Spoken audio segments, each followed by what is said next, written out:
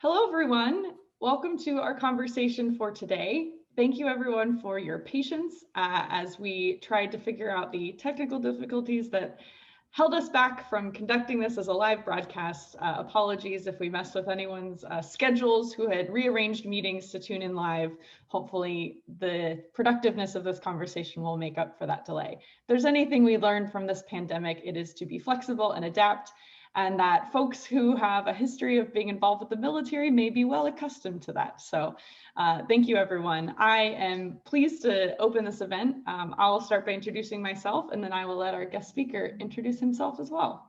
My name is Sarah Streyder. As many of you know, I am a military spouse, Air Force, and I'm the director of the Secure Families Initiative, who is hosting today's conversation. And I've also helped found the Military Vote Coalition, which SFI is a participating organization in, as well as the Count Every Hero campaign, whose spokesperson is here today.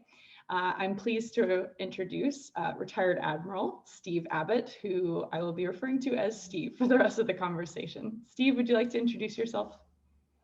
Thanks very much, Sarah. I'm very grateful to be here. And you're right, I'm a retired naval officer. I served in the Navy over a period of several decades. I was a naval aviator, and then after I left the Navy, I worked for the government for a couple of years right around 9/11, and then went on to 16 years at the Navy Marine Corps Relief Society, which is a military aid society that helps sailors and Marines who are having trouble. And I became involved with the Count Every Hero operation at the beginning of September, and have been enthusiastically helping them along with what I consider is a hugely important mission. Absolutely. And we're grateful for their general message of reminding us that being patient, I think, is the important takeaway when it comes to talking about election results, particularly because patience is required to ensure that our military voters, especially, their voices are heard. I thought we could start by setting up some facts about, because most of the people who will be watching this today are themselves military voters or military family voters. And we're a special kind of class of voter, right? There are some things that are true for us that are not necessarily true for other voters in the US. I think there are some statistics about how many of us vote through the mail, for example, how many states may allow for our ballots to arrive after Election Day, but still count. Would you mind talking a little bit about what you think are some of those most important pieces of information for us to know as we understand military voters? Thanks, Sarah. Well, you know, the most important thing is that this nation decided a long time ago that it needed to provide a means by which military persons could vote absentee. And it apparently goes all the way back, at least in some very rudimentary ways, to the period of the Revolutionary War. But I read something recently that said it was actually during the Civil War that it really got started. There was an election between Abraham Lincoln and General George McClellan, who had been the commander of the Union forces, but ran against Abraham Lincoln in 1864. And President Lincoln wanted to try to ensure that the members of the Union Army would be permitted to vote. And so he enabled a remarkably broad use of absentee ballots for the 1 million soldiers who were in the Union Army. And I think they had a very substantial number of them that actually did participate in that election. So that in a way was the origins of this military voting by absentee, which then persisted on for the rest of the history of our country, and which all of us have been involved with, I think, who have been in the military for any length of time, during our service years. And I certainly remember it during my own service years, and how I relied on being able to send in and request a ballot and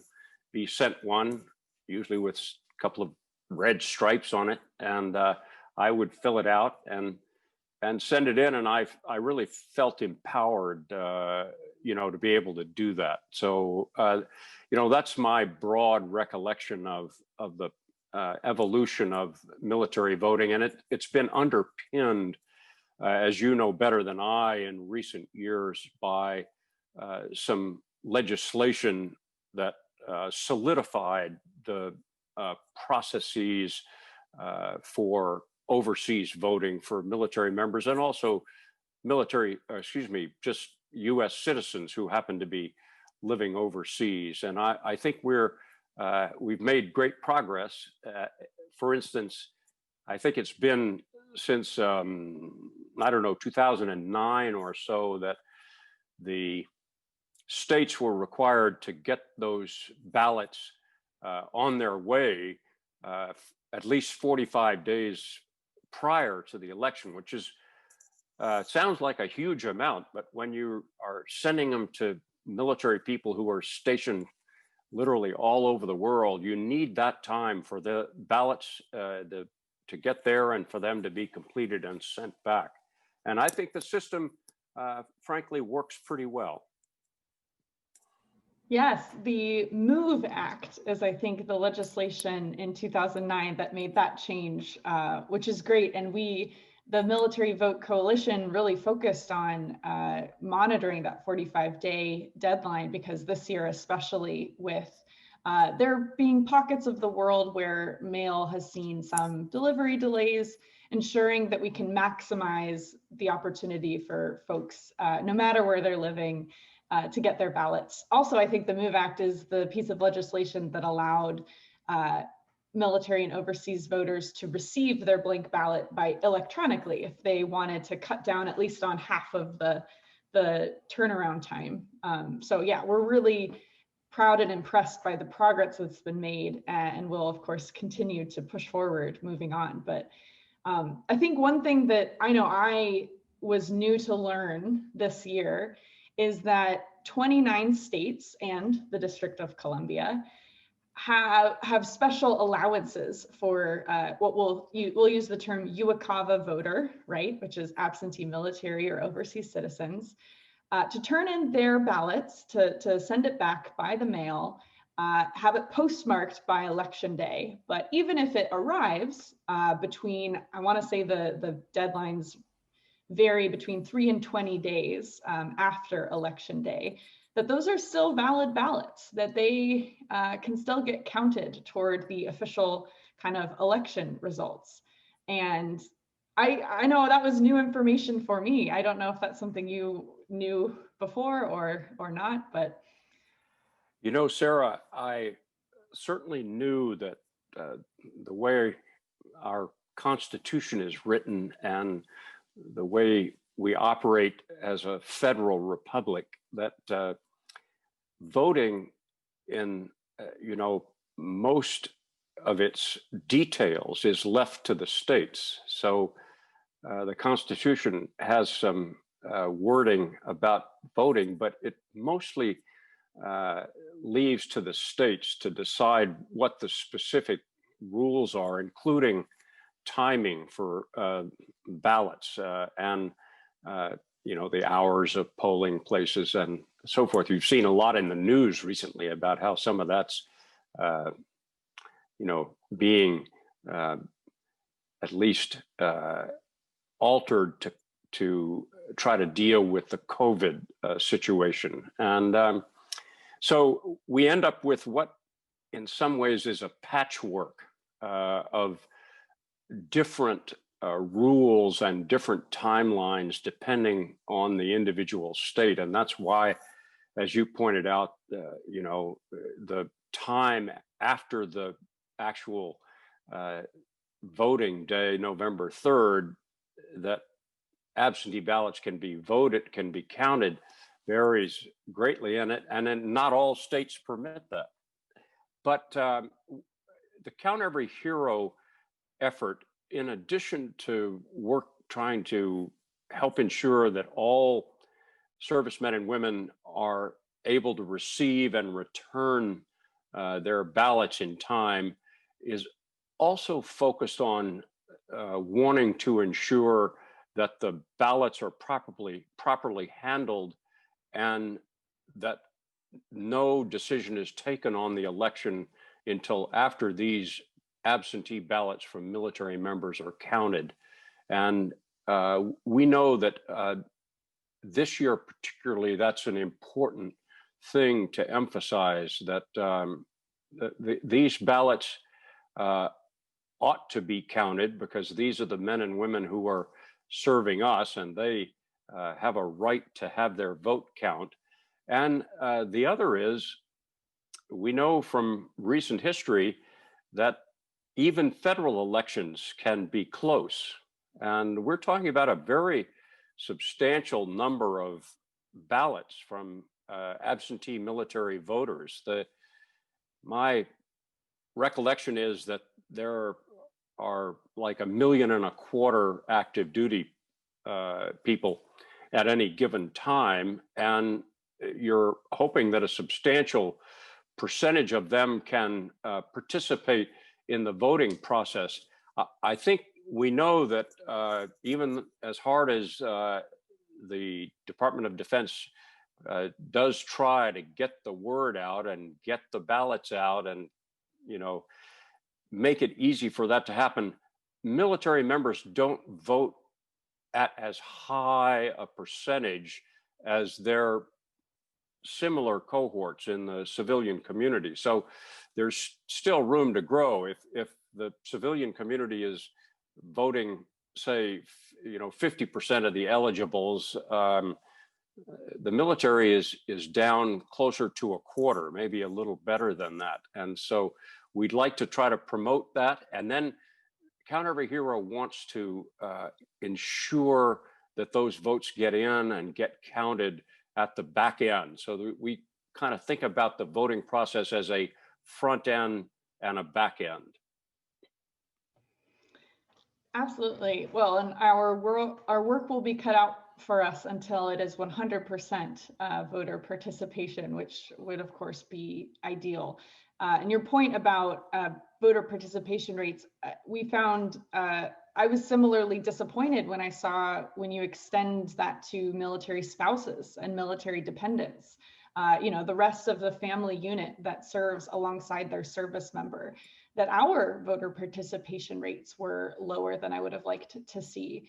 The main data point that we've found really useful for understanding that, MOA, which I know you work with, they conducted a survey a few years ago where they found 36% of military spouse respondents said they vote in every election, only 36, and only 27% of those said they felt actively encouraged to vote.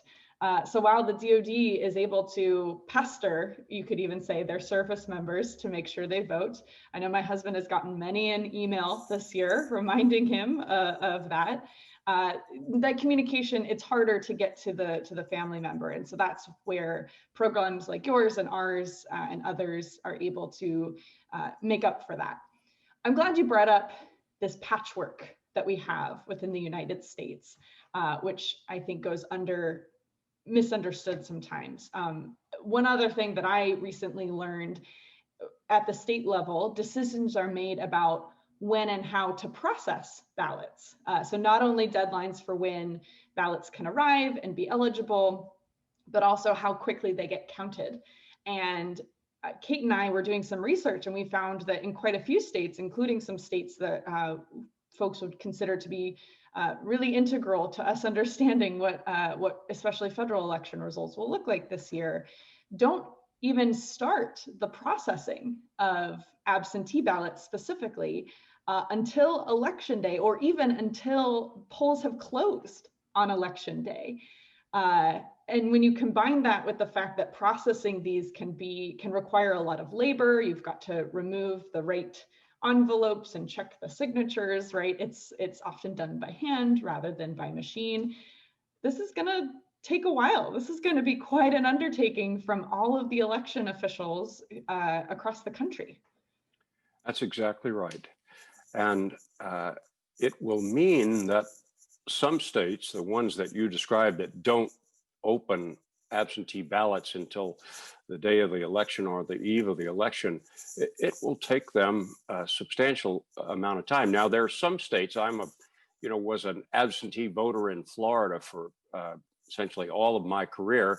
Florida is a state that does in fact have a lot of absentee voters, but they open and count those ballots prior to election day, so that Florida is often a state who has its results ready sooner than some of the others. Now, those who are following this election know that Florida is an important state in this particular election. And so are some other states that don't count their ballots prior. And so those, and it includes some states like Pennsylvania, which are expected to figure importantly in the outcome of the election. It means that there's not an expectation that the results in Pennsylvania will be known for sure for some time after the election. And so it's important to talk about the upshot of all that. Understanding these facts about military and absentee voters and understanding a little bit about the process. I will quickly add, I know sometimes I've heard from potential voters who have chosen not to vote at some point in their life for one reason or another. One contributing factor is sometimes this sense that your vote doesn't count, that to go to the effort to vote doesn't feel worth it. And certainly we try at every corner to dispel that myth, because we know that certainly when it comes to official, signed election results, every eligible ballot should and does get counted. Perhaps what we are talking about today, especially, is the pundits, the media candidates who like to they have very complex algorithms in place to make projections based on, okay, we have this amount of data that we do know that has been officially released as information. We can now project the likely outcome, even if the certified election results don't come until, late in the month. And I think one of the biggest upshots we can agree with is that we all need to exercise patience, that we should not be pressuring folks to jump to any conclusions when this year of all years, it is going to require more waiting and seeing and learning about, because so many people are going to be voting in ways they haven't voted before. Not so much our community, it looks pretty much the same for us, but for a lot of other voters. Sarah, I certainly agree with you that there has been in the past a belief that if a state was tallying votes and got to the point that it thought that the number of absentee ballots couldn't make a difference in the outcome, that they would not count them. That, for my own state of Florida, there were those who thought that was the case. It's possible that could have been true many, many years ago. It's not true now. All of those votes are indeed counted. And so it's terribly important for people to understand, yes, your vote does count. And if you follow Florida voting like I do, you remember the year 2000 when the election was decided, as I recall, by about 600 votes. Think about that, 600 votes. So, military votes in Florida are a huge, number greater than that. And indeed, elections can turn on small margins, even at the federal level. I think folks know that in the 2016 election, there were 3 states, Pennsylvania, Wisconsin, and Michigan, where the result was decided by less than 1% of the electorate in each of those states. I think in one of those three, it was 0.2% that decided which way the electoral votes would go. So military votes count, absentee votes count, and no one should be reluctant to vote because they don't think it'll matter. Now, there's another reason that sometimes I hear why military people might not vote, and that's because they say, well, I have to be apolitical, that I can't have a political opinion because I'm on active duty, and that's prohibited. Well, that's not true. In Steve Abbott's view, you have a civic duty to vote. You have the right to vote, but you also have a duty to vote that every citizen has, and you should discharge that duty to the best of your ability. I certainly know that over my career, I didn't successfully vote in every presidential election, but I tried, and I felt like that was my responsibility as a citizen to participate. And I think that there are some who believe that even when you're retired from the military, that you shouldn't be involved in any political matters. And again, that's simply not my view. And I also know that it's not, in fact, a view that is shared by the great majority of people who have served in uniform. So yes, we all need to vote, and your vote has the potential to be the deciding vote. In the state where you and I both live, Virginia, a state election back a couple years ago was decided, it was a dead tie, and it got decided by picking a name out of a hat. So I appreciate you referencing, of course, the federal level, which I think a lot of us pay a lot of attention to, but certainly as you go down ballot in at levels that are still very important to all of our lives, every vote counts. And I appreciate you sharing your motivation for why it is so important to participate.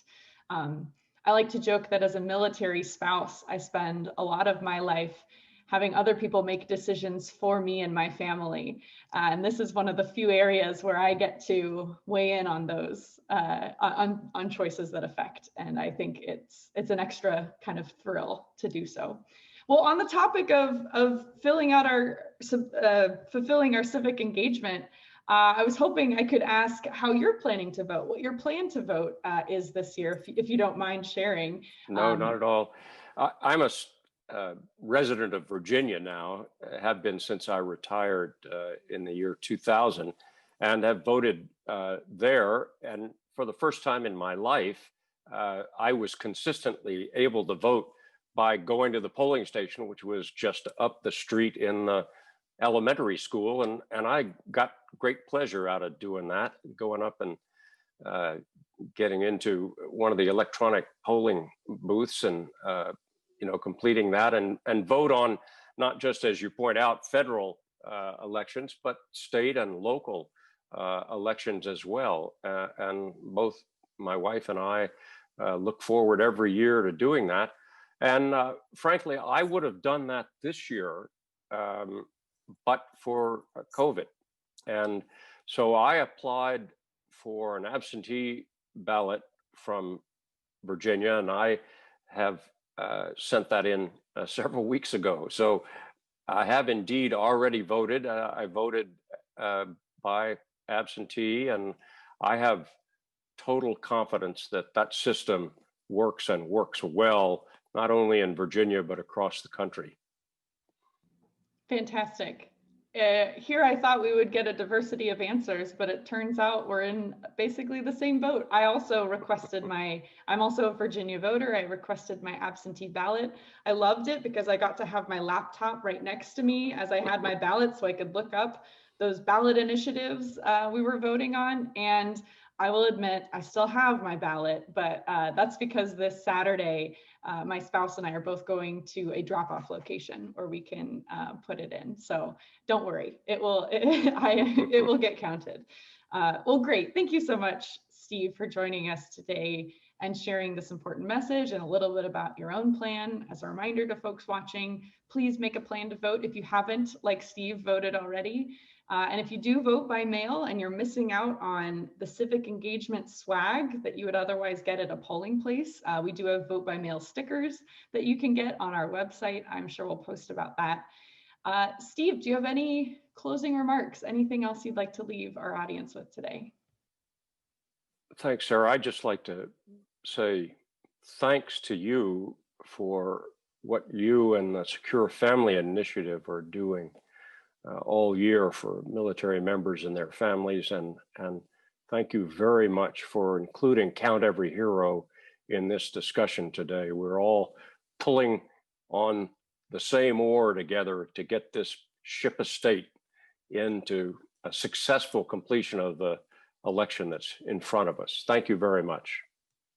Absolutely. With that, we close our conversation. Thank you, Steve. Thanks to Count Every Hero. And we look forward to staying in touch through the election and beyond. So thank you, everyone.